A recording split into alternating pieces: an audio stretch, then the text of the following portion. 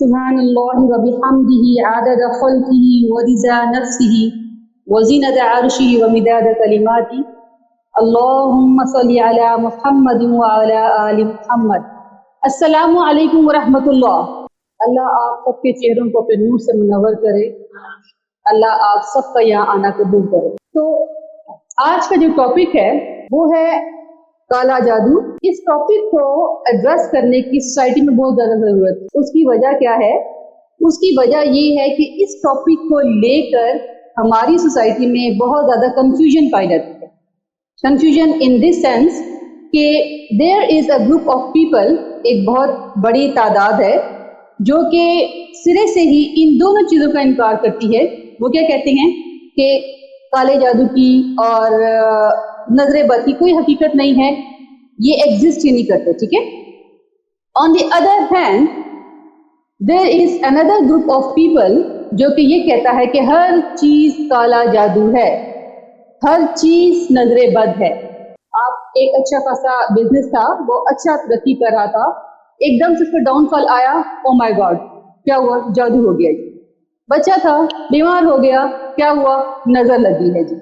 Okay, आगे चले, किसी भी सेहतमंद थे, बिल्कुल ठीक ठाक थे, अचानक एक इंसान बीमार पड़ गया है, इस पर तो बंदिश कर दी गई है। किसी का रिश्ता नहीं हो रहा, इस पर भी बड़ी सख्त किस्म की बंदिश हुई है। तो हमारी सोसाइटी में ये चीजें बहुत कॉमन है, अनफॉर्चुनेटली। सो दो एक्सट्रीम बिहेवियर, एक तरफ सिरे से है ही नहीं और दूसरी तरफ बर्तन भी टूट गया है तो फलां आया था वो नजर लगाकर चला गया। ठीक। सो इस्लाम हमें इस बारे में क्या कहता है?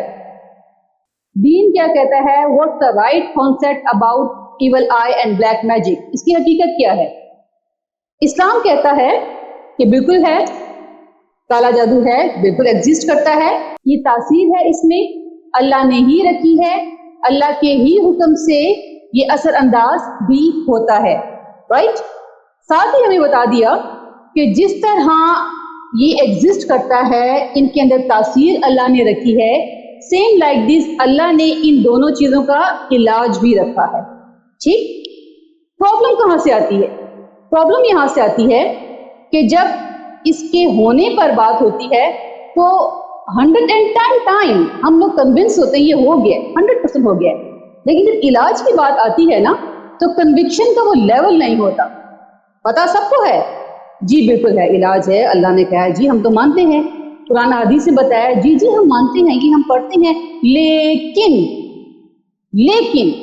ये लेकिन अगर मगर इस चीज की निशानी होती है कि कन्विक्शन का वो लेवल नहीं है।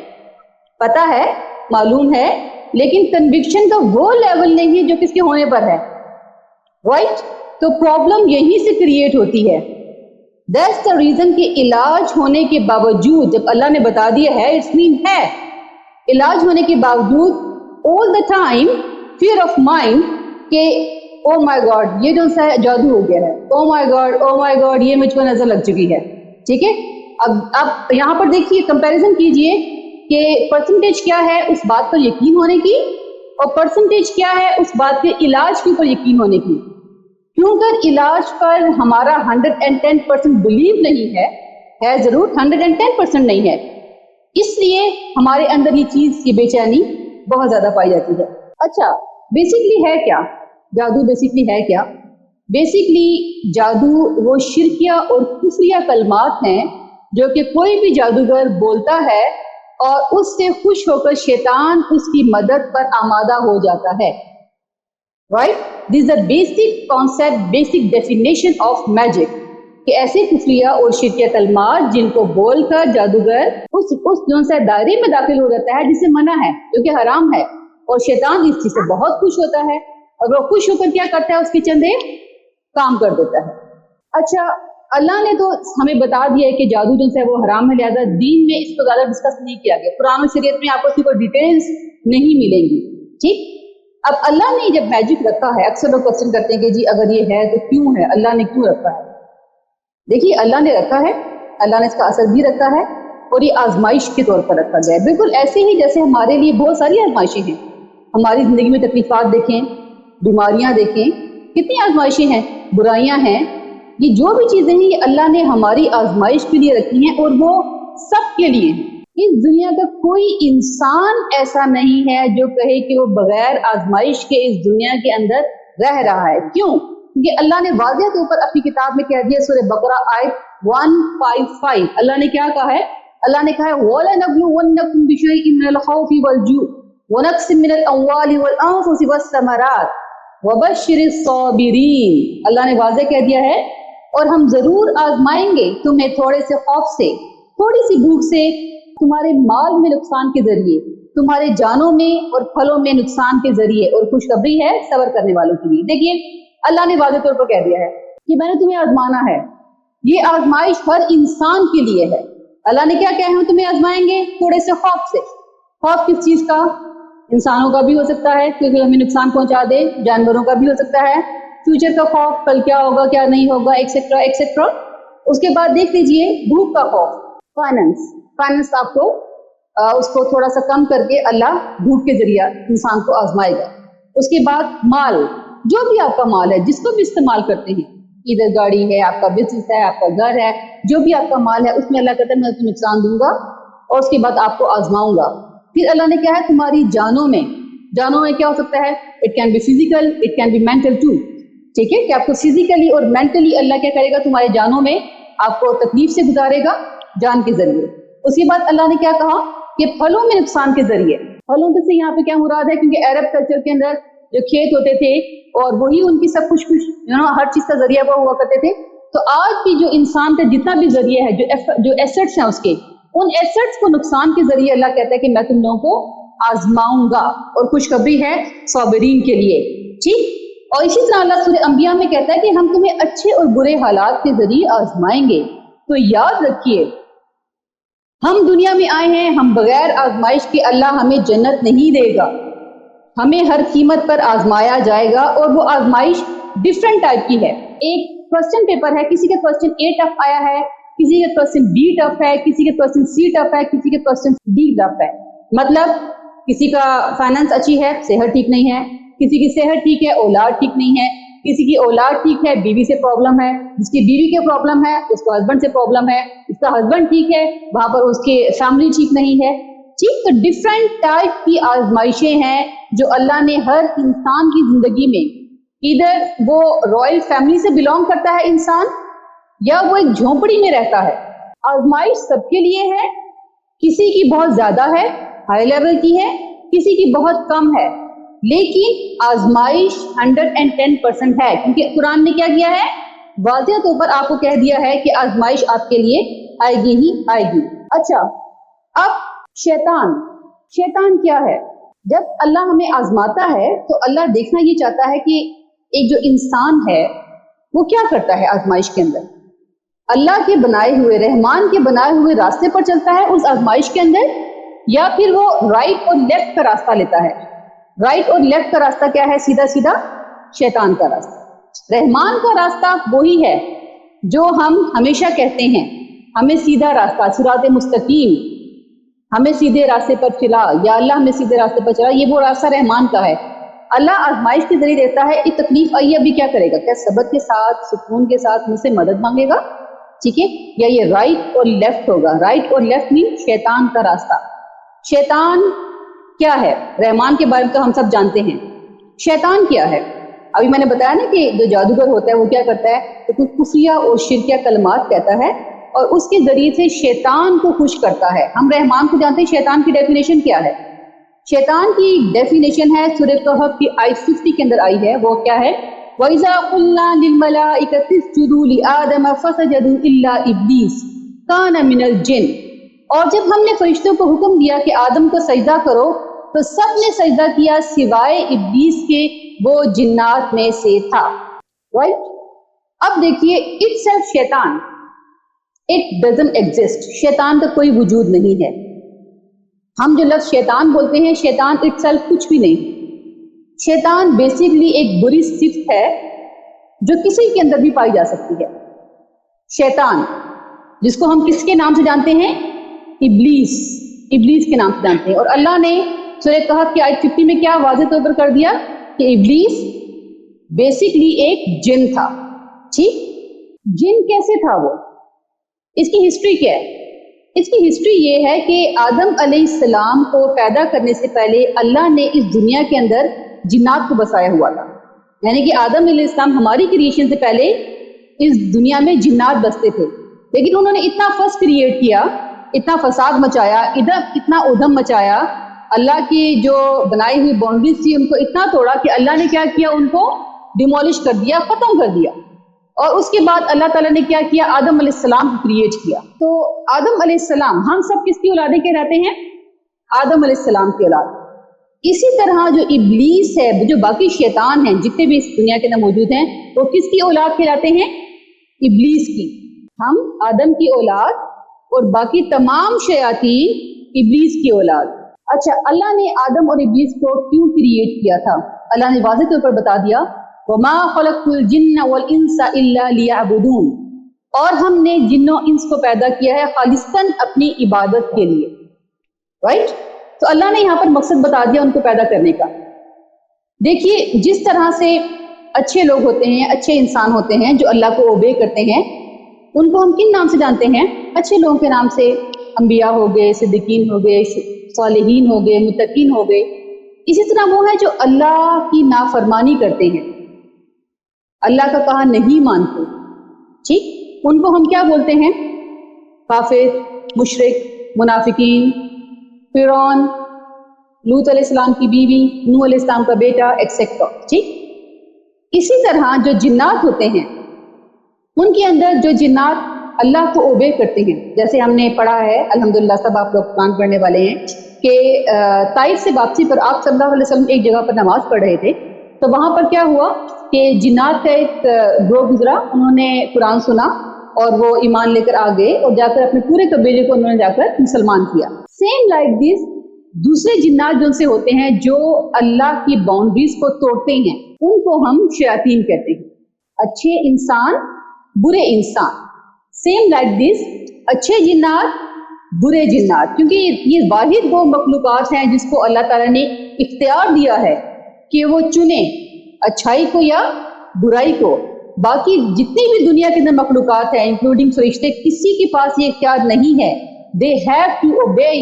انہیں ہر حال میں، ہر قیمت پر اللہ کی بات ماننی ہے، وہ اللہ کی تصویر بیان کرنی ہے. صرف انسانوں اور جنات کے لیے اللہ نے یہ رکھا ہوا ہے کہ وہ اپنی مرضی کے ساتھ سلیکٹ کریں کہ انہوں نے کیا کرنا ہے. اچھا، اب ان جو شیاطین جنات، اب یہ کلیئر ہو گیا نا کہ شیطان بیسکلی کون ہے؟ برے جنات ہیں. اب یہ جو شیاطین ہیں، جو برے جنات ہیں، ان کا انسان کے ساتھ کیا معاملہ ہے؟ انسان سے ان کا معاملہ کلیئر ہوتا ہے. بخاری مسلم کی حدیث ہے، آپ صلی اللہ علیہ وسلم نے فرمایا کہ انسان کے ساتھ، ہر انسان کے ساتھ ایک فرشتہ اور ایک جن لگا ہوتا ہے. ایک صحابی نے جرأت کر کے پوچھا کہ اے اللہ کے نبی، کیا آپ کے ساتھ بھی؟ انہوں نے کہا کہ ہاں، میرے ساتھ بھی، لیکن اللہ نے مجھے اس پر طاقت دی ہے اور وہ میرا متی ہے، وہ مجھے بھی نیکی کا ہی حکم دیتا ہے. سیم لائک دس، سورہ زخرف کی آیت 36 میں اللہ کہتا ہے کہ جو رحمان کی ذکر سے روگردانی کرتے ہیں، اللہ ان پر ایک شیطان مسلط کر دیتا ہے جو اس کا برا ساتھی بن جاتا ہے. یہ شیطان اللہ کا ہی چھوڑا ہوا ہے ہم پر. جب انسان اس کے ذکر سے پیچھے ہٹتا ہے تو اللہ کہتا ہے کہ میں ان پر مسلط کر دیتا ہوں. اچھا، یہ تو ہو گیا شیطان کے بارے میں کہ شیطان کیا ہے، وہ بیسکلی ہے کون. اب جو جادوگر ہوتے ہیں جو شیطان سے ہیلپ لیتے ہیں، یاد رکھیں کہ جو جادو ہے نا، اس کا تصور ہر قوم میں پایا جاتا ہے، ہر مذہب میں، اس کے ہر طبقے کے اندر پایا جاتا ہے سوائے اسلام کے. اسلام میں یہ حرام ہے. باقی تو بہت سارے ریلیجن ایسے ہیں جس کے اندر اس کو عبادت سمجھا جاتا ہے. لوگ جادو جن سے ہیں وہ عبادت سمجھ کر سیکھتے ہیں. ماگی ایران کا بڑا مشہور قبیلہ تھا اور وہ بہت کثرت کے ساتھ کالا جادو کیا کرتے تھے. جب ماگی کا لیٹن لینگویج کورس میں ٹرانسلیشن کی گئی تو وہ لفظ نکلا مگوئی، اور مگوئی کو جب انگلش میں ٹرانسلیٹ کیا گیا تو اس کو میجک کہنے لگ پڑے. یعنی کہ آج بھی میجک اور اس سے ریلیٹڈ جتنی چیزیں ہیں وہ ماگی کے قبیلوں سے ریلیٹ کی جاتی ہے، کیونکہ روٹ ان کی وہ لوگ بنتے ہیں. اس کی ریزن کیا ہے کہ وہ اتنے ایکسپرٹ تھے جادو کرنے میں، ان کے اتنا نالج تھا جادو میں، اتنی پریکٹس تھی کہ آج وہ ساری چیزیں ان کے ساتھ ریلیٹ کی جاتی ہیں. انڈیا میں اس کو گوسائی کے نام سے یاد کرتے ہیں اور ہمارے ہاں کس نام سے یاد کرتے ہیں؟ سحر. सहर क्या है? अरबी जुबान का लफ्ज है जिसका मतलब क्या होता है? छुपा हुआ, ढका हुआ। जैसे सहरी बोलते हैं ना, सहरी क्या होता है? रात के टाइम होती है ना, रात के टाइम सहरी होती है और अंधेरा होता है, कोई देख नहीं रहा होता, नजर नहीं आ रहा होता, सहरी। तो सहर ढका हुआ, छुपा हुआ। ये क्या करता है? बेसिकली सहर करता क्या है? ये किसी भी चीज की हकीकत को फेर देता है, उसकी जो रियलिटी होती है उसको फेर देता है। कैसे? मोहब्बत थी, नफरत हो गई, कामयाबी थी, नाकामी हो गई, तरक्की थी, डाउनफॉल आ गया, सेहत थी, बीमारी आ गई। जी, किसी भी चीज की हकीकत को फेर देता है। जैसे जो जादूगर थे, उन्होंने मूसा अलैहिस्सलाम की तरफ जब रस्सियां फेंकी तो क्या हुआ? उनको वो सांप नजर आने लगी। रियलिटी में वो सांप नहीं बनी थी, तो हकीकत को फेर दिया लोगों के लिए कि वो लगा कि जैसे सांप है। हकीकत को फेर देने का नाम होता है सहर। इसकी टाइप्स क्या हैं? कुरान में तो कोई डिस्कशन नहीं आई किसी भी किस्म की, उसको हराम करार देकर उस पर कोई डिस्कशन नहीं की गई। अहादीस के अंदर भी इसको ऐसी डिटेल्स नहीं मिलती। ठीक, लेकिन जब इंसान इससे इफेक्ट हुए, क्योंकि तासीर तो है, अल्लाह ने बताया है, अल्लाह ने ही रखी है। जब लोगों ने देखा कि लोग इफेक्ट हो रहे हैं तो उन्होंने क्या किया? उनको देखा, उनको सिम्टम उसके चेक किए, उनको कैटेगराइज कर दिया लोगों की आसानी के लिए, उनको समझने के लिए। इसमें से जो सबसे वर्स्ट फॉर्म आती है वो है सहर सिफली। सहर सिफली जादू की बदतरीन फॉर्म है। इसमें क्या होता है? ये वही होता है कि जादूगर क्या करता है? अपने शिरकिया कलमात और कुफरिया कलमात या एक्शंस के थ्रू शैतान को खुश करता है, और शैतान खुश होकर उसको हेल्प आउट करता है। जो लफ्ज सफल है, असफल का जो लफ्ज है वो अरबी से निकला है। असफल का मतलब क्या होता है? निचला दर्जा। जैसे हम अल्लाह ताला ने कुरान में कहते हैं ना कि अल्लाह ने इंसान को अहसनी तकवीम बनाया, लेकिन उसने अपने जब मर्तबे को नहीं पहचाना तो क्या हुआ? असफल साफिलीन, वो बदतरीन बुराई के सबसे जो गहरा गड़ा है उसमें जाकर गिरा। तो सेम लाइक दिस असफल साफिलीन, ये जो सफली जो इल्म है ये बदतरीन फॉर्म है, वर्स्ट, सबसे गिरी हुई, सबसे घटिया जादू की फॉर्म होती है। उसके बाद है सहर अलवी। इसमें क्या होता है कि सितारों और सैयारों को जो जादूगर होते हैं उसकी इबादत करते हैं, उसको सजदे करते हैं, जिसकी वजह से शैतान खुश होता है और वो उसको हेल्प आउट करता है। क्योंकि जाहिर सी बात है, शैतान का तो मकसद पूरा हो रहा है ना। इब्लीस ने क्या कहा था कि मैं इसको तेरे रास्ते से हटाऊंगा, उसको तो कोशिश करनी ही नहीं पड़ी। एक इंसान खुद जाकर अपने आप को पेश कर रहा है, ना, जैसे पका हुआ जो फल होता है गोद में आके गिरता है, तो शैतान ने तो खुश होना है कि मुझे तो एफर्ट करनी ही नहीं पड़ी इस इंसान के लिए। वो आता है, जब बुरे अमल करता है, कुफरी अमल करता है, तो शैतान खुश होता है, कहता है ठीक है फाइन, और उसको हेल्प आउट कर देता है उसके कामों के अंदर। क्यों? क्योंकि उसको पता है कि इसका तो आखिरत गई, शैतान का मकसद तो पूरा हो गया। ये इसकी सेकंड फॉर्म है। थर्ड फॉर्म इसकी क्या है? सहर फिक्री या नजरी। इसमें क्या होता है कि इंसान की जो उसको ट्रिक्स दिखाई जाती हैं, उसकी साइकी से खेला जाता है। जैसे कोई किसी के पास गया है, वो क्या करेंगे जी? अचानक ही दुपट्टे में हाथ डालेंगे, तावीज बरामद कर लेंगे। वो पीछे गर्दन में हाथ डाला, वो देखिए जी आपकी उसके अंदर से नीडल निकली है, सुइयां निकली इसके अंदर से। अचानक ही बेटे खड़े हों, बेटा खड़ा हो तो बेटे के शुरू से ब्लड निकल आया। पीछे बेटा मुंह दर करे, बेटे ने मुंह दर के तो पीछे पूरी शर्ट के ऊपर ब्लेड मारकर, जैसे ना वो फटी हुई शर्ट है, ट्रिक्स दिखाकर। और सेकंड क्या करते हैं? साइकोलॉजिकली कैसे? सबसे प्रॉब्लम क्या है? सबसे बड़ी प्रॉब्लम, कोई भी हमारी सोसाइटी का इंसान जिसको पता हो कि हम पर जादू हुआ हुआ है, अपनी तरफ से पता हो जादू हुआ हुआ है, वो चला जाए किसी पता करने वाले के पास, तो वो कभी ये नहीं कहेगा कि आप पे जादू नहीं हुआ। वो हर इंसान को कहेगा आप पे तो जादू हुआ है जी, बड़ी सख्त बंदिश है, बहुत सख्त किस्म का जादू हुआ होगा आपको। फिर वो क्या करते हैं? साइकी से खेलते हैं। साइकी क्या होती है? आपके नजदीकी लोगों ने करवाया है, आपके बड़े क्लोज रिश्तेदार हैं, आपको तो पता ही होगा, आप तो बड़े समझदार हैं, और उसको पता होता है क्योंकि मैं इंतहाई समझदार हूँ, लिहाजा मैंने पूछना नहीं है, क्योंकि उसको पता है कि मैं समझदार हूँ, मुझे सब पता है। वो फिर कहेगा अच्छा पता है एक दिन क्या हुआ था, वो याद है वो हंडिया जल गई थी घर में? हाँ हंडिया तो जली थी, बस अब ये मत पूछिएगा हंडिया क्यों जली थी। याद है वो एक दिन आपके वो कमरे से बड़ी गंदी स्मेल आती, हाँ बड़ी बदबू थी, हमारे तो मोहल्ले वाली भी कहते आ रही है, और उसका मरकज नहीं पता चला था। हाँ बस। तो दिस इज कॉल्ड साइकी से खेलते हैं वो, ट्रिक्स दिखाकर। ये इसकी थर्ड फॉर्म होती है। इसी से रिलेटेड होता है कहानत। یہ جادو کے اندر ہی آتی ہے، اسی کے زمرے میں آتی ہے، اس کی گانت سمجھ لیجیے آج۔ کہانت، کہانت کیا ہے؟ کہانت کا مطلب ہوتا ہے علم غیب کا دعویٰ کرنا۔ مثلاً کسی کے پاس جائیں اور وہ کہیں، اس سے پوچھیں کل کیا ہوگا؟ کل بڑا اچھا ہوگا جی آپ کے ساتھ۔ آپ کو کیسے پتہ ہے کل اچھا ہوگا؟ کل کیا ہے؟ کل غیب ہے۔ غیب کے بارے میں سوائے اللہ کے کوئی نہیں جانتا۔ اس دنیا کا کوئی انسان یہ دعویٰ نہیں کر سکتا کہ کل میرے ساتھ یہ ہوگا، یہ غیب ہے۔ غیب سوائے اللہ کے کوئی نہیں جانتا۔ تو کاہن ہوتا ہے وہ کیا کرتا ہے؟ غیب کی خبر دیتا ہے۔ ایک دفعہ بخاری کی حدیث ہے، حضرت عائشہ رضی اللہ عنہا نے فرمایا کہ کچھ لوگ آپ صلی اللہ علیہ وسلم کے پاس آئے اور پوچھا کہ یہ کہانت کیا ہے؟ آپ نے فرمایا کہ ایک لغو چیز ہے، یعنی کہ فضول، ایک بیکار چیز ہے۔ تو صحابہ کرام نے کہا کہ اے اللہ کے نبی، لیکن کاہن کچھ ایسی باتیں بتاتا ہے جو کہ سچ ثابت ہوتی ہیں۔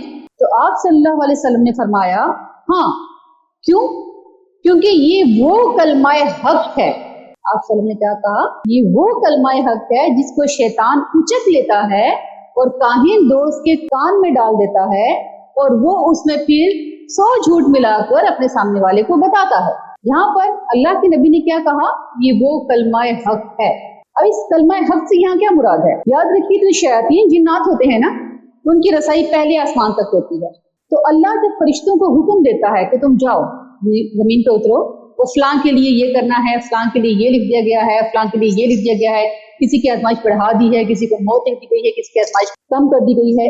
جب ڈسکشن کرتے ہوئے آتے ہیں فرشتے نیچے زمین کی طرف، تو کیونکہ ان کی رسائی پہلے آسمان تک ہوتی ہے، تو فرشتے آپس میں ڈسکس کر رہے ہوتے ہیں کہ ہم نے فلاں بندے کے لیے اللہ نے ہمیں یہ حکم دیا۔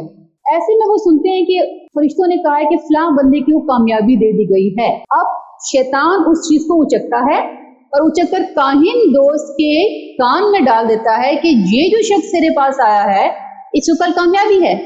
فار ایگزامپل، وہ سامنے والا شخص آیا تھا، اس نے پوچھا تھا کہ آنے والے الیکشنز میں میرے ساتھ کیا ہوگا؟ اب کاہن کو پتا چل گیا کہ اس کو کامیابی ملے گی۔ کیوں؟ کیونکہ اس کے پاس وہ کلمہ حق پہنچا ہے جو کہ فرشتوں کے ذریعے اسے پتا چلا ہے۔ اب وہ کیا کرے گا؟ اللہ کے نبی نے کہا نا، اسے جھوٹ ملا کر اپنے سامنے والے کو بلاتا ہے۔ کاہن کو پتا چل گیا کہ ٹھیک ہے فائن، اس کو کامیابی ملنے والی ہے، لیکن اگر ایسے ہی بتا دیا تو پھر وہ اس کا جو ایک تلسماتی قسم کا لوگوں کے ذہن میں نقشہ ہوتا ہے، وہ پھر مزہ تو نہیں آئے گا نا، اس کو ڈرامہ کریٹ کرنا ہے۔ آپ صلی اللہ علیہ وسلم کی حدیث کے مطابق 100 جھوٹ ملانے۔ اب وہ کیا کہے گا؟ کامیابی تو خیر تھوڑا مشکل ہی نظر آ رہی ہے، بڑا کشٹ کاٹنا پڑے گا ہمیں۔ وہ کہے گا جی کیا ہے ایسا؟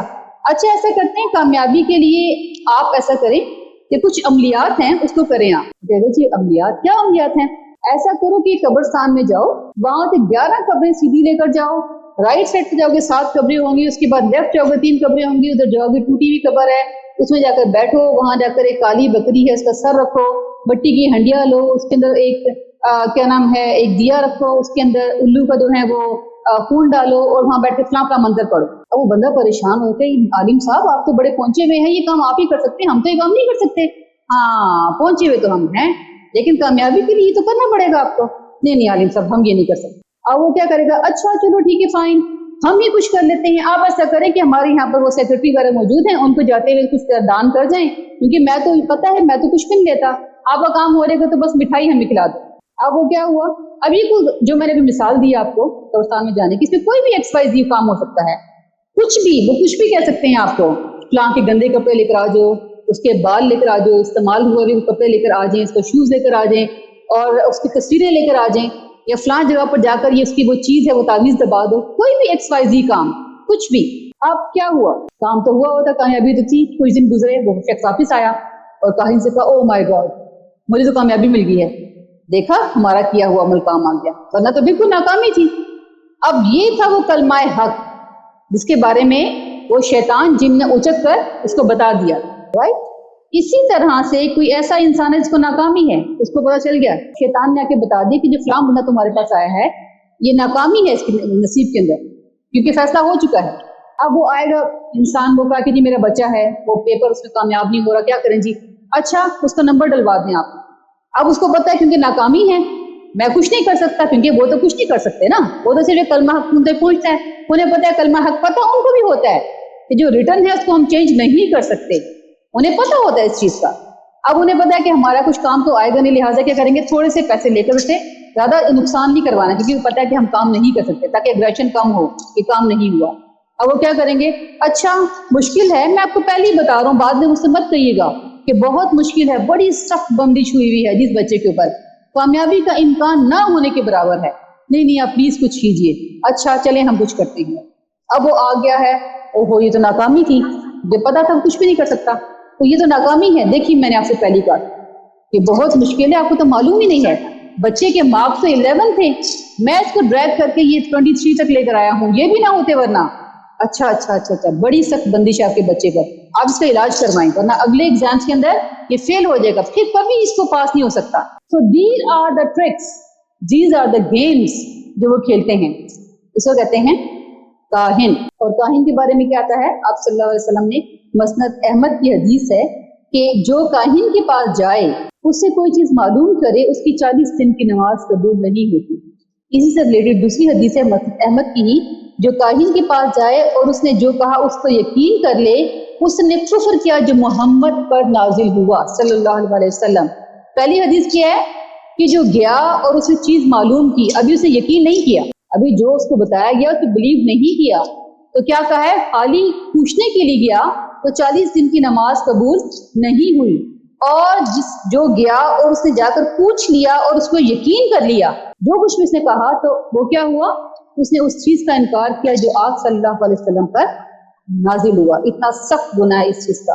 اچھا جادو کرتے کیوں ہیں، کیا وجہ ہے، جادو لوگ کیوں کرتے ہیں، کیا وجہ کیا ہوتی ہے اس کی؟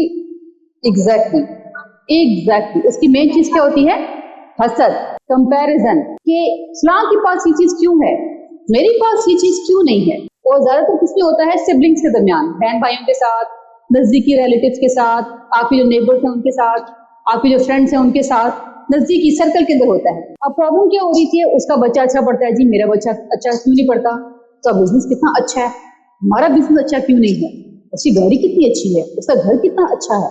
تو وہ کر کیا رہے ہوتے ہیں بیسکلی، اب جو حسد کا جو کانسیپٹ ہے نا، اس کو بیسکلی سمجھنے کی بہت زیادہ ضرورت ہے۔ یہ جو چیزیں اللہ نے انہیں دی ہیں، یہ چیزیں جو انہیں ملی ہیں، وہ کس نے دی ہیں، اللہ نے۔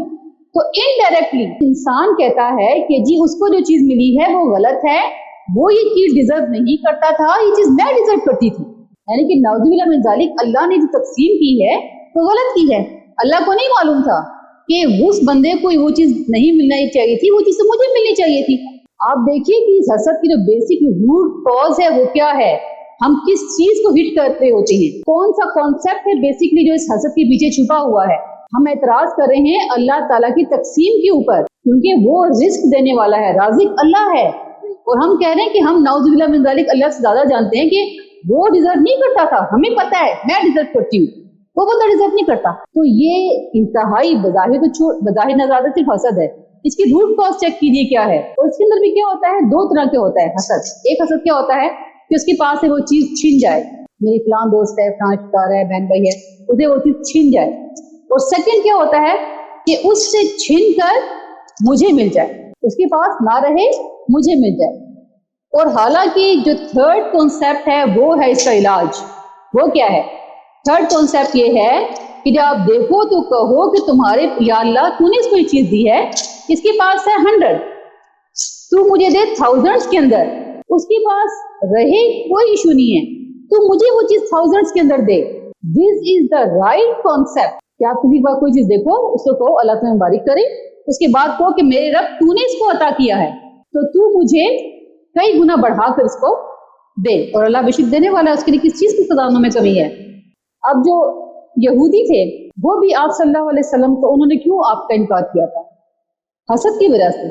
ان کو حسد یہ تھا کہ آپ صلی اللہ علیہ وسلم حضرت اسماعیل علیہ السلام سے کیوں آئے، حضرت اسحاق سے کیوں نہیں آئے، کیونکہ ابراہیم علیہ السلام کے دونوں بیٹے اسحاق اور اسماعیل علیہ السلام جتنی بھی چینز ہیں انبیاء کی وہ ساری کی ساری حضرت اسحاق میں آئی تھی۔ تو یہودی ایکسپیکٹ کر رہے تھے کہ آخری نبی بھی حضرت اسحاق سے آئے گا، لیکن کیونکہ اللہ تعالیٰ نے بنی اسماعیل کو سلیکٹ کر دیا تھا، لہٰذا حضرت اسماعیل علیہ السلام سے آخری نبی آئے، اور لیکن انہوں نے ڈینائی کر دیا۔ Why, what was the reason ایک ہی تھی، حسد۔ حالانکہ قرآن میں آتا ہے کہ وہ اس طرح اپنے نبی صلی اللہ علیہ وسلم کو پہچانتے تھے کہ جیسے وہ اپنے بیٹوں کو پہچانتے ہوں۔ اچھا اب یہاں پر یہودی ہی تھے جو کہ اس ٹائم پر جادو کیا کرتے تھے۔ آپ صلی اللہ علیہ وسلم کے زمانے میں جب یہودی جادو کرتے تھے، جب صحابہ کرام کو یہ بات پتہ چلی تو صحابہ کرام آپ کے پاس گئے اور انہوں نے پوچھا کہ تم لوگ جادو کیوں کرتے ہو؟ یہودیوں سے کوسچن کیا تو وہ کہنے لگے کہ یہ حضرت سلمان علیہ السلام کی سنت ہے، یعنی کہ وہ سارا کا سارا انہوں نے الزام حضرت سلمان علیہ السلام پہ ڈال دیا کہ وہ ایسے کیا کرتے تھے۔ جب صحابہ کرام کو پتہ چلا تو وہ آئے آپ صلی اللہ علیہ وسلم کے پاس اور پوچھا کہ اے اللہ کے نبی، یہودی تو ایسے کہتے ہیں، وہ جادو کرتے ہیں اور کہتے ہیں کہ یہ سلمان علیہ السلام کی سنت ہے۔ ایسے میں اللہ تعالیٰ نے قرآن مجید میں سورہ بقرہ کی آیت 102 نازل کی۔ وہ کیا ہے؟ وہ آیت ہے وَاتَّبَعُوا مَا تَتْلُو الشَّيَاطِينُ عَلَى مُلْكِ سُلَيْمَانَ وَمَا كَفَرَ سُلَيْمَانُ وَلَٰكِنَّ الشَّيَاطِينَ كَفَرُوا وَيُعَلِّمُونَ النَّاسَ السِّحْرَ، اور وہ پیروی کرنے لگے ان کی جو پڑھا کرتے تھے شیاطین سلمان کے عہد حکومت میں، اور سلمان نے کفر نہیں کیا بلکہ شیاطین نے کفر کیا، یہی لوگوں کو جادو سکھاتے تھے۔ مطلب کہ اللہ تعالیٰ نے واضح طور پر حضرت سلمان علیہ السلام کو کلین چٹ دے دی، ان کو نکال دیا اس میں سے، اور کہا کہ سلمان علیہ السلام نے کبھی بھی جادو نہیں کیا، بلکہ کون تھے وہ؟ شیاطین جنات تھے جو کہ زمین پر اترتے تھے، جادوگر ان سے جادو سیکھا کرتے تھے اور لوگ جادوگروں کی پیروی کرتے تھے، اور انہوں نے جو اللہ کی کتاب ہے اس کو پس کش ڈال دیا تھا۔ یہاں پر اللہ تعالیٰ نے اپنے پیغمبر کے بارے میں گواہی دی کہ سلمان علیہ السلام کفر نہیں کرتے تھے، رائٹ؟ یہ کام کن کا تھا؟ شیطان جنات کا۔ اور پھر اللہ تعالیٰ کہتا ہے وَمَا أُنزِلَ عَلَى الْمَلَكَيْنِ بِبَابِلَ هَارُوتَ وَمَارُوتَ وَمَا يُعَلِّمَانِ مِنْ أَحَدٍ حَتَّى يَقُولَ إِنَّمَا نَحْنُ فِتْنَةٌ فَلَا تَكْفُرْ فَيَتَعَلَّمُونَ مِنْهُمَا مَا يُفَرِّقُونَ بِهِ بَيْنَ الْمَرْءِ وَزَوْجِهِ۔ اللہ نے کیا کہا آگے؟ اس کو مزید ایکسپلین کیا۔ وہ اس چیز میں پڑ گئے جو بابل میں دو فرشتوں ہاروت اور ماروت پر اتاری گئی، حالانکہ یہ کسی کو سکھاتے نہیں تھے جب تک اس کو خبردار نہ کر دیں کہ ہم تو بس آزمائش کے لیے ہیں، تم کفر میں نہ پڑ جانا۔ بس یہ لوگ ان سے وہ علم سیکھتے جس سے میاں اور بیوی میں جدائی ڈال سکیں۔ اللہ نے کیا کہا؟ اللہ نے کہا دو فرشتے تھے عراق کے شہر بیبلون جس کو بابل کہا جاتا ہے، اس میں دو فرشتے اللہ نے اتارے جن کا نام تھا ہاروت اور ماروت، اور اللہ نے ان کو ایک ایسا علم دیا، ایک ایسا منتر دیا، ایک ایسا کلمہ دیا کہ وہ جو فرشتے تھے وہ جاتے تھے لوگوں کے پاس اور کہتے تھے کہ دیکھو ہمارے پاس یہ ایک ایسا علم ہے جو کہ فتنہ ہے، یہ علم حرام ہے، یہ علم کفر ہے، اللہ کی نافرمانی ہے، تم لوگ ہم سے یہ علم نہ سیکھنا۔ یعنی کہ واضح طور پر وہ بیان کرتے تھے کہ ہمارے پاس جو علم ہے وہ کفر ہے، وہ فتنے میں ڈالنے والا ہے، تم لوگ ہم سے مت سیکھو۔ لیکن لوگ سیکھتے تھے، اور وہ کیا تھا؟ وہ علم تھا کیا؟ وہ ایسا علم تھا جو کہ میاں اور بیوی کے درمیان جدائی ڈالتا تھا۔ اور لوگوں نے اس کفریہ اور جو اللہ نے حرام کیا وہ علم تھا اس کو سیکھا۔ کیوں؟ کیونکہ دیکھیے اللہ تعالیٰ نے جو فرشتے تھے نا ہاروت اور ماروت، وہ اللہ نے بھیجے تھے آزمائش کے لیے۔ اللہ چاہتا تھا کہ میں اپنے آیتیں لوگوں کو کھل کر بتاؤں، اور جب دیکھوں وہ کیا کرتے ہیں، سیکھتے ہیں یا نہیں سیکھتے۔ تو ہاروت اور ماروت جو سا ہے وہ ایک آزمائش تھے جو لوگوں کے لیے آئے، ٹھیک ہے؟ اور وہ کیا ہوا، لوگ ان کو غلط وہ علم انہوں نے سیکھا، اور وہ انہوں نے کیا کیا، میاں اور بیوی کے درمیان جدائی کروانے میں اس کو استعمال کرنے لگے۔ اس کے اندر ہاروت اور ماروت کا قصور نہیں تھا۔ میں یہ کیوں ایکسپلین کر رہی ہوں؟ وائی؟ بیکاز اسرائیلی روایات کے اندر آتا ہے کہ وہ کوئی ایک عورت تھی، اس پر عاشق ہو گئے تھے، اور اللہ نے ان کو کیا کیا کہ الٹا لٹکا دیا کنویں کے اندر، یعنی کہ الزامات لگائے۔ حالانکہ ہاروت اور ماروت کیا تھے؟ اللہ کے فرشتے تھے جو کہ اللہ تعالیٰ نے اپنا حکم جنسا ہے پورا کرنے کے لیے مقرر کیے تھے۔ بالکل ایسے ہی جیسے جو روح قبض کرتے ہیں ملک الموت، وہ ہے نا، ان میں ملک الموت کا قصور تو نہیں ہے کہ وہ روح قبض کرتے ہیں، یا سیم لائک جو پگ ہے اللہ نے اس کو حرام قرار دیا ہے تو اس میں پگ کا قصور نہیں ہے، یہ چیزیں آزمائش کے لیے تھی۔ تو سیم لائک دس جو ان پر الزامات لگائے گئے ہاروت اور ماروت پر کہ انہوں نے کسی عورت پر عاشق ہوئے، اللہ نے لٹکا دیا، تو ایسا کچھ نہیں ہے۔ کیوں؟ کیونکہ جو فرشتے ہوتے ہیں ان کے اندر یہ چیز بلٹ ان ہی نہیں ہے کہ وہ اللہ کے حکم کا انکار کریں۔ یہ چیزیں صرف انسانوں کے اندر ہیں یا پھر جنات کے اندر۔ سو وہ کیا کرتے تھے، جب علم سیکھتے اور میاں اور بیوی کے درمیان وہ جدائی ڈالتے، اور یہ سب سے بدترین عمل ہے، شیطان کا سب سے پسندیدہ عمل۔ نبی صلی اللہ علیہ وسلم نے مسلم کی ایک حدیث آتی ہے کہ آپ نے فرمایا کہ شیطان کا تخت پانیوں پر لگا ہوا ہے.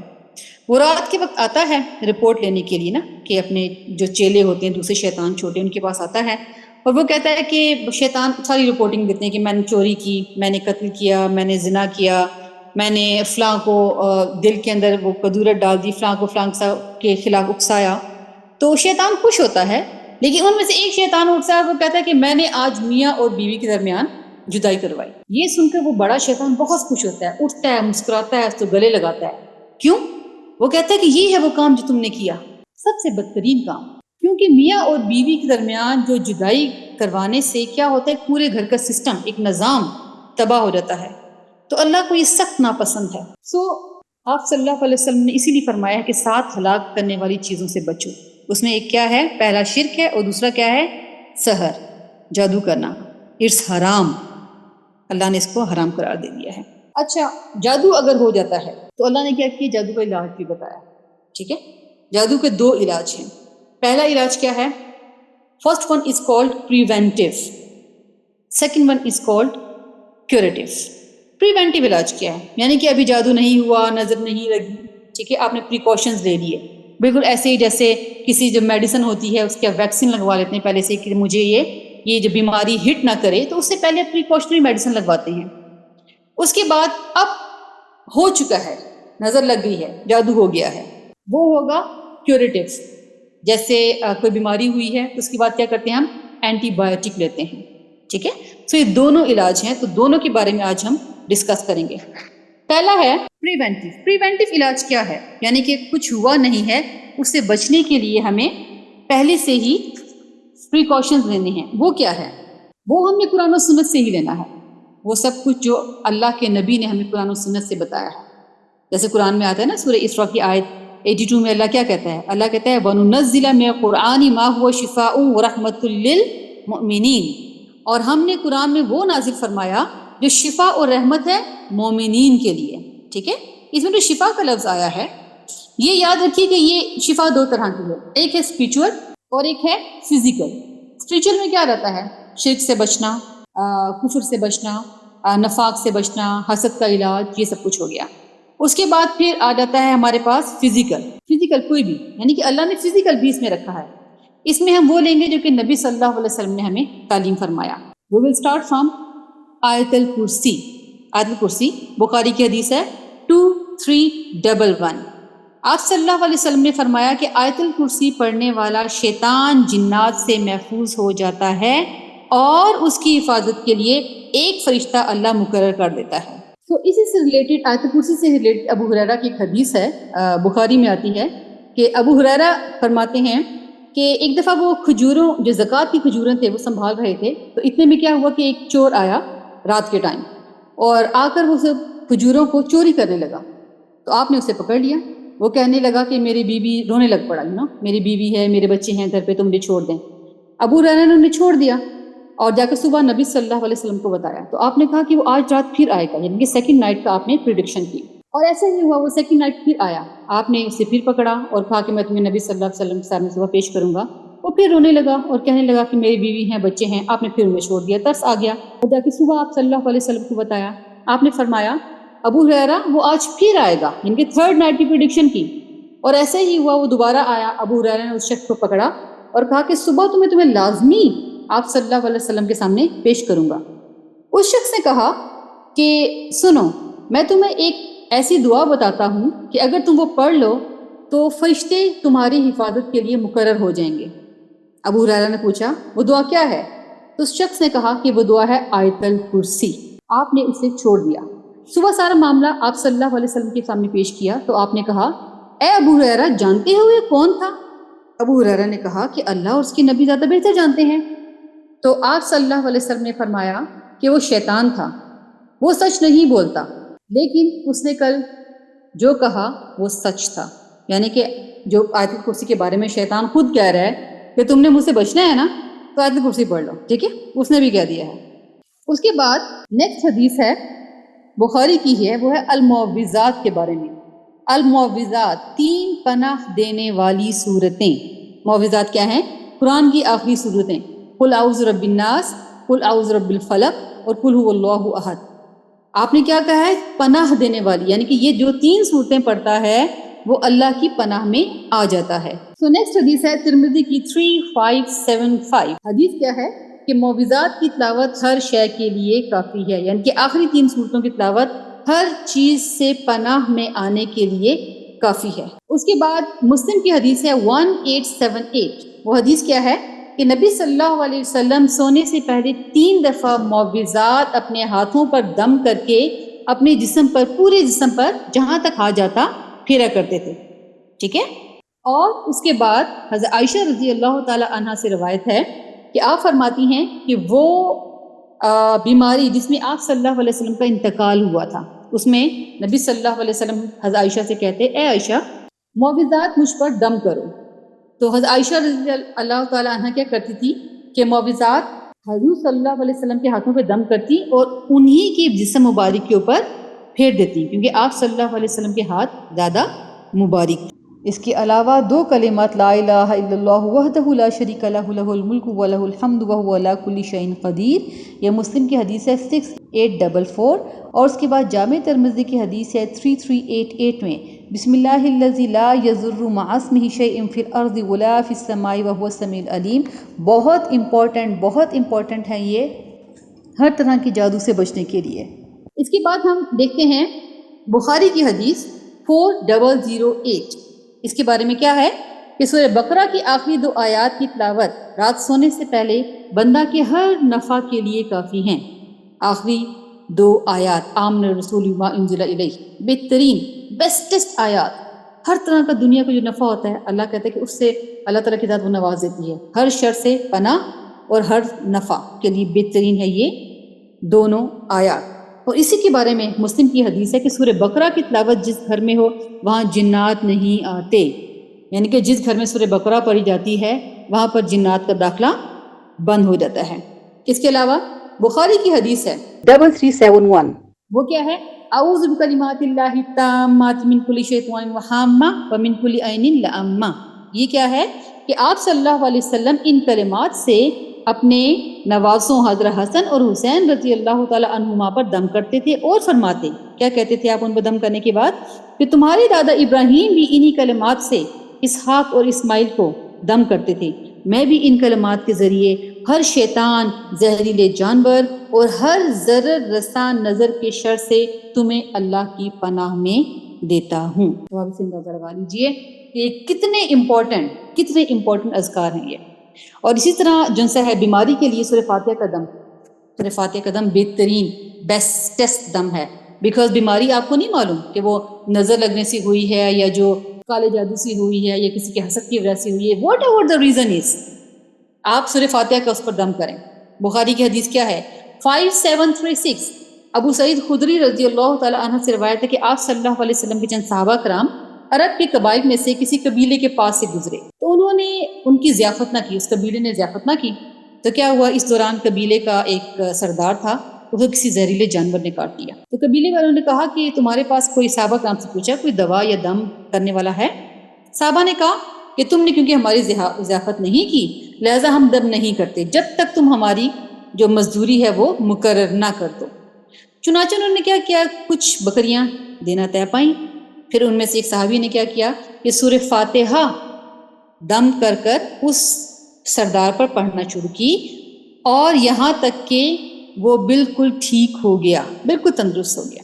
پھر وہ صحابہ کرام تھے، وہ کیا ہوئے، آپ صلی اللہ علیہ وسلم کے پاس آئے اور انہوں نے آپ سے پوچھا کہ اس طرح ہم نے یہ سب کچھ کیا ہے، تو آپ صلی اللہ علیہ وسلم مسکرانے لگے، فرمایا تمہیں کیسے معلوم ہوا کہ سورہ فاتحہ سے دم بھی کیا جا سکتا ہے؟ یعنی کہ آپ خوش ہوئے، مسکرائے اور کہا کہ تمہیں کیسے معلوم تھا کہ سورہ فاتحہ دم کے طور پر استعمال ہوتی ہے؟ ٹھیک ہے، سورہ فاتحہ یہ جب بھی آپ کو کوئی بیماری ہو گھر میں تو لازمی ان اذکار کا لازمی گھر کے اندر اہتمام کیا کریں، اور یاد رکھیں کہ یہی وہ ذکر ہیں کہ جن کی وجہ سے آپ صلی اللہ علیہ وسلم پہ، دیکھیے آپ صلی اللہ علیہ وسلم پہ جادو ہوا، اس کے بارے میں 2 رائے ہے، ایک رائے ہے کہ جادو ہوا تھا، ایک رائے ہے کہ جادو نہیں ہوا تھا۔ جو لوگ کہتے ہیں جادو ہوا تھا وہ اپنی جگہ پر ان کے پاس کچھ دلائل ہیں، جو کہتے ہیں نہیں ہوا تھا ان کے پاس بھی کچھ دلائل ہیں، اور جو کہتے ہیں کہ نہیں ہوا تھا ان کے پاس دلائل کیا ہیں؟ وہ دلائل یہ ہیں کہ جو جادو ہے وہ کفر ہے، وہ باطل ہے، ٹھیک ہے، اور آپ صلی اللہ علیہ وسلم کی ذات کیا تھی؟ حق، تو باطل کبھی بھی حق پر غالب نہیں آ سکتا. تو یہ پوائنٹ آف ویو میں سیم کیری کرتی ہوں کہ آپ صلی اللہ علیہ وسلم کو جادو نہیں ہوا تھا. ٹھیک ہے، کیونکہ باطل حق کے اوپر غالب نہیں آ سکتا. اینی ویز ایک ڈیبیٹیبل ایک چیز ہے، کسی اور دن کے لیے ایک الگ سے ٹاپک ہے. بہرحال کہنے کا جو مقصد وہ کیا ہے کہ جب آپ پر جادو ہو گیا فار ایگزامپل، تو بعد میں کیا ہوا؟ جب اللہ تعالیٰ نے معوذات نازل کر دی، تو اس کے بعد یا یہ جتنے بھی اذکار ہیں یہ نازل کر دیے، آیت کرسی ہوگی، یہ نظر سے بچنے کی دعا ہو گئی، سورہ فاتحہ ہوگی، جو بھی ہمارے صبح شام کے اذکار آتے ہیں، تو کیا اس کے بعد کسی صحابی پر کوئی جادو ہوا؟ کسی پر بھی ہم نے سنا ہو. خلفائے راشدین موجود تھے، کسی پر جادو ہوا؟ حالانکہ سب سے پہلے حضرت عمر رضی اللہ تعالیٰ عنہ پر ہونا چاہیے تھا. کیوں؟ کیونکہ انہوں نے اپنے وقت کی جو بڑی سپر پاورز تھی، سب سے بڑی رومن اور پرشین امپائرز، وہ گرائی تھی. اور ایٹ دیٹ ٹائم یروشلم میں بہت بڑے بڑے جادوگر بیٹھے ہوئے تھے. کیوں نہیں جادو کیا انہوں نے؟ آپ حضرت عمر فاروق رضی اللہ عنہ کو روکنے کے لیے کیا، یہ تو پوری کی پوری امپائرز گراتے جا رہے ہیں، جادو کرو ان کے اوپر، کیوں نہیں روکا؟ اور سیکنڈ کوسچن، کیا انہوں نے جادو نہیں کرنے کی کوشش کی ہوگی یا جادو نہیں کیا ہوگا؟ Most definitely yes. تو کیا آپ پر اثر ہوا؟ No. Why? What was the reason? Reason یہی ہے کہ وہ آپ اللہ کے مضبوط قلعے میں، اس پناہ گاہ کے اندر موجود تھے جو یہ کلمات کی صورت میں ہمیں بتائے گئے ہیں. اس کے بعد اب ہم بات کرتے ہیں کہ فار ایگزامپل کسی پر جادو ہو گیا، یہ تو میں نے بتایا نا پریکاشنری، کہ اگر جادو نہیں ہوا تو ہم اپنے آپ کو پریکاشنری اپنے آپ کو اللہ کی پناہ میں دیں. اب اللہ کو منظور تھا، اللہ نے آزمائش لکھی ہوئی تھی، تقدیر غالب آ گئی اور جادو ہو گیا. اب کیا کریں؟ اب آئے گا یہاں پر علاج. وہ کون سا ہے؟ کیوریٹو علاج آئے گا. ٹھیک ہے، وہ کیا ہے؟ دیکھیے، یاد رکھیے کہ جادو کا علاج کبھی بھی جادو سے نہیں کر سکتے. اٹس حرام، اٹس کفر. کسی پر جادو ہوا ہے، وہ کسی میجیشین کے پاس جاتا ہے کہ مجھے بلیک میجک کر کے بلیک میجک ختم کرو، اٹس ٹوٹلی حرام، ٹوٹلی کفر. جادو کا علاج صرف اور صرف قرآن و سنت سے ہے، بس. چاہے وہ کتنا ہی بڑا یقین جانی کوئی آپ کو کہے کہ جی فلاں بہت بڑا حافظ ہے، بڑا ملا ہے، وہ عالم ہے، وہ مفتی ہے، وہ علامہ صاحب ہیں، ان جیسے تو کوئی ہے ہی نہیں. وہ ایک ٹانگ پر کھڑے ہو کر ایک قرآن پورا ختم کر دیتے ہیں، دوسرے ٹانگ پہ کھڑے ہو کر پورا دوسرا قرآن ختم کرتے ہیں. لیکن وہ آپ کو کوئی ایسا عمل بتاتے ہیں جو کہ شرکیہ ہے، جو کہ کفریہ ہے. یقین جانیے ایسا عالم کسی کام کے نہیں ہے، وہ جائز ہی نہیں آپ کے لیے، جتنا بڑا مرضی عالم کیوں نہ ہو. اگر علاج کفریہ اور شرکیہ ہے، it's not allowed in Islam. On the other side، ایک ایسا انسان جو کہ نماز بھی نہ پڑھتا ہو، یا ایون میں کہتی ہوں کہ مسلمان بھی نہ ہو، لیکن وہ آپ کا علاج قرآن و سنت کے مطابق کرے، وہ جائز ہے. اب آپ کہیں گے مسلمان نہیں تو قرآن و سنت کے مطابق کیسے ہوگا؟ اس کے دلائل میں آپ کے 2 احادیث آپ کو دوں گی. اچھا، میں جو یہ بات کر رہی ہوں نا کہ بہت سارے نان مسلم بھی ایسے آ جاتے ہیں، جیسے ڈسکوری پر ایک پروگرام لگا کرتا تھا ہانٹنگ کے نام سے، I don't know on year جاتا یا نہیں جاتا. اس میں کیا ہوتا تھا کہ باقاعدہ دکھاتے تھے ہانٹنگ پلیسز ہوتی تھی یا ایسی گھر ہوتے تھے کہ وہاں پر ڈفرینٹ ایکٹیویٹیز ہو رہی ہیں، لائک کبھی شیڈوز دکھا رہے ہیں، کبھی بیڈ الٹا دیا گیا ہے، کبھی کسی کی شرٹ پھٹی ہے، کسی کا بلڈ زمین پر گرا ہوا ہے، ڈفرینٹ ٹائپ کے سائے دکھائے جاتے تھے. وہ باقاعدہ CCTV جو کیمراز ہوتے ہیں فوٹیج بنایا کرتے تھے، پراپر سائنٹیفکلی اس کو پروو کرتے تھے. ٹھیک ہے، اور اس کے بعد پھر کیا ہوتا تھا کہ پادری آتا تھا، پادری ہائر کیا جاتا تھا، وہ آتا تھا اور کہتا تھا کہ آن دی نیم آف گاڈ، خدا کے نام پر میں تم لوگوں کو حکم دیتا ہوں تم یہاں سے نکل جاؤ، اور وہ نکل بھی جاتے تھے. اس میں کمال پادری کا نہیں ہے، کمال کس کا ہے؟ خدا کے نام کا، اللہ کے نام کا. اللہ کے نام کی یاد رکھیے ایک برکت ہے جو ہر کسی کے ہاتھ پر آتی ہے، ادھر اس مسلم اور نان مسلم. بالکل ایسے ہی جیسے شیطان کی نحوست ہوتی ہے نا، وہ ہر ایک پر آتی ہے، مسلمان پر بھی پڑے گی اس کی نحوست، اس کی غیر مسلم پر بھی پڑے گی. تو اسی طرح اللہ کے نام کی برکت ہے جو ہر ایک پر آتی ہے. اس کی مثال کامن کیسے سمجھیں گے ہم؟ جیسے آپ شوگر لیں، ٹھیک ہے، چینی آپ نے لی ایک مسلمان کے ہاتھ میں دی ہے، وہ کیا کہے گا؟ ٹیسٹ کرے گا، کیا کہے گا؟ میٹھی ہے. تو نان مسلم کے ہاتھ پر آپ دیں گے تو وہ کیا کہے گا؟ میٹھی ہے. وہ یہ نہیں کہے گی یہ میٹھی نہیں، ریکڑ بھی ہو گئی ہے. کیوں؟ کیونکہ وہ چینی کے اندر خاصیت ہے یہ والی. سیم لائک دس، اللہ کے نام کی یہ برکت ہے کہ جس سے شیطانی چیزیں بھاگ جاتی ہیں. ٹھیک ہے، تو میں نے یہ اس سے نہیں کہہ رہی کہ آپ یہ نا اب جائیں اور پادریوں کے پاس جا کے علاج کروانا شروع کر دیں. جو اس کی جو باٹم لائن ہے نا، اس کی جو کانسیپٹ ہے اس کو سمجھنے کے لیے بتا رہی ہوں. کانسیپٹ کیا ہے؟ کانسیپٹ یہ ہے کہ کتنا ہی بڑا عالم کیوں نہ ہو، اگر وہ آپ کو کفر اور شرکیہ کلمات کہتا ہے یا ایکشن کہتا ہے، no, it's a big cross. On the other side بے شک وہ مسلمان نہ ہو، لیکن اگر وہ کفریہ اور شرکیہ کلمات نہیں کہہ رہا، آپ کا علاج ہو رہا ہے، اس الاؤڈ. کیسے؟ میں آپ کو اس کے ریفرنس کے طور پر حدیث بتاتی ہوں. مسلم کی حدیث 5732 چیپٹر نمبر 22. اس کا نام کیا ہے چیپٹر کا؟ کہ دم اور جھاڑ میں کوئی حرج نہیں جب تک اس میں شرک نہ ہو. حدیث کیا ہے؟ حدیث ہے اپنی زمانی جاہلیت کے دم مجھ پر پیش کرو، اگر اس میں شرکی الفاظ نہیں تو اس کو ایسے ہی کرتے رہو. یہ کیا ہے؟ ہوا ایسا تھا کہ کچھ صحابہ کرام جو آپ صلی اللہ علیہ وسلم پہ ایمان لے کر نہیں آئے تھے، ایمان لانے سے پہلے زمانہ جاہلیت میں وہ کچھ ایسے دم ان کے پاس تھے کہ جب وہ کسی کو کرتے تھے تو اسے شفا ہوتی تھی. اب جب وہ ایمان لے کر آگے آپ صلی اللہ علیہ وسلم پر تو آئے اور کہا کہ اے اللہ کے نبی، اس طرح ہمارے پاس کچھ دم ہیں جسے لوگوں کو آرام آ جاتا تھا، اب ان کا کیا کریں؟ وہ تو زمانہ جاہلیت میں تھے. آپ نے کہا کہ اپنے دم لے کر آؤ. وہ لے کر آئے، آپ نے ان کو دیکھا اور آپ نے کہا اس میں کوئی حرج نہیں ہے. کیوں؟ کیونکہ اس میں کوئی کفریہ اور شرکیہ کلمہ نہیں تھا. زمانہ جاہلیت کے دم مجھ پر پیش کرو، اگر اس میں شرکیہ الفاظ نہیں تو ویسے ہی کرتے رہو. یہ ریفرنس ہے جو میں نے ابھی بات کی. اور اس سے ریلیٹڈ اس کو سپورٹیو دوسری حدیث ہے مسلم کی. تم میں سے کوئی اگر دم کے ذریعے بھائی کو نفع پہنچا سکتا ہے تو ضرور پہنچائے. مطلب کسی انسان کو کوئی ایسا دم معلوم ہے اس کو پتا چلا ہو کہ اس کے ذریعے مجھے فلاں فلاں چیز کو فلاں فلاں بیماری میں شفا ہو سکتی ہے تو وہ ضرور کرے. دس از کالڈ رقیہ، شرعی دم. دس کالڈ رقیہ. رقیہ کیا ہے؟ رقیہ ایسا ہے کہ کچھ ایسے مسلمان جنہوں نے تجربات کے ذریعے کچھ ایسے وظائف حاصل کیے، قرآن کے اندر سے کچھ ایسی آیتیں حاصل کی کہ انہیں پتہ چلا کہ یہ کرتے ہیں تو اس کا علاج ہو جاتا ہے. جیسے اکثر ہم نے دیکھا ہے کہ قرآن کے اندر جادوگروں اور موسیٰ کا علیہ السلام کا جو واقعہ ہے وہ بہت زیادہ آیا ہے. ٹھیک ہے، تو وہ واقعہ جہاں پر جادوگر شکست کھا گئے اور موسیٰ علیہ السلام کو فتح نصیب ہوئی، تو ان آیات کی تلاوت اکثر لوگ کر کے رقیہ کرتے ہیں جادو کے علاج کے لیے. یہ کہ قرآن سے ہے اور کفریہ اور شرکیہ کوئی لفظ نہیں ہے تو یہ جائز ہے، بالکل جائز ہے، اس میں کوئی حرج نہیں ہے. یہ بس یہ ہو کہہ سکتے ہیں کہ نبی صلی اللہ علیہ وسلم سے ثابت نہیں ہے، لیکن آپ ہی کی پرمیشن ہے لہذا رقیہ جائز ہے. ٹھیک ہے، یہ علاج بالکل جائز ہے، اس میں کوئی حرج نہیں ہے. اس کے بعد ہم دیکھتے ہیں کہ وہ جو جنات ہوتے ہیں ان کا بسیرہ کہاں پر ہوتا ہے، ٹھکانہ کہاں ہوتا ہے ان کا. بخاری کی حدیث ہے کہ واش روم میں جانے سے پہلے ہم دعا پڑھتے ہیں نا، اللہم انی اعوذ بک من الخبث والخبائث. اے اللہ میں تیری پناہ میں آتا ہوں یا آتی ہوں برے جنات سے اور جننیوں سے، مطلب میل اور فیمیل دونوں سے. تو یہ واش روم میں جانے سے پہلے کی دعا ہے، مطلب ان کی پریزنس ہوتی ہے واش روم کے اندر. ٹھیک ہے، یہ یہاں پر پائے جاتے ہیں. سیکنڈ، قبرستان. کیوں؟ کیونکہ وہاں پر عبادت کی اجازت نہیں ہے لہٰذا یہ وہاں پائے جاتے ہیں. تھرڈ، ویران گھاٹیاں، ویران وادیاں، وہاں ان کی رہائش ہوتی ہے.